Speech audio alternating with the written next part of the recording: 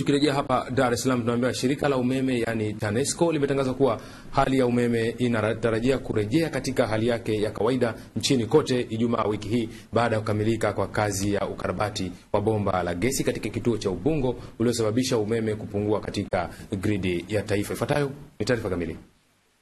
Meneja ya mawasiliano wa shirika hilo Adrian Severin amefahamisha hayo alipokuwa akizungumzia maendeleo ya ukarabati mkubwa katika mitambo ya uzalishaji umeme kwa njia ya gesi iliyopo Ubungo jijini Dar es Salaam. Amesema zoezi la kuunganisha bomba la gesi kutoka Mtwara na kufikia Kinyerezi hatimaye Ubungo jijini Dar es Salaam lililoanza tarehe 7 hadi 14 mwezi huu limekamilika, na kwamba mtambo namba 2 uliokuwa umekwama kuwashwa kutokana na sababu alizozitaja unatarajiwa kuwashwa baada ya kukamilika kwa taratibu husika.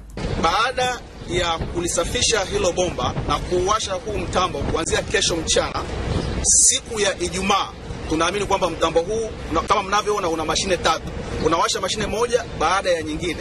Kuna mashine ambayo ina uwezo wa mega 33 kila moja. Sasa mpaka hizi mashine zote uziwashe, tunatarajia mpaka Alhamisi jioni, Ijumaa asubuhi tunaamini kwamba hali ya umeme itakuwa imesharejea kwenye hali ya kawaida. Mitambo iko tayari kwa kupokea gesi kutoka Mtwara. Kwa hiyo tunategemea kesho baada ya kufanya testi za mwisho kwa gesi ya Mtwara, tunategemea kuanza kuwasha mitambo yetu na kwanza uzalishaji kama tulivyokuwa mwanzo.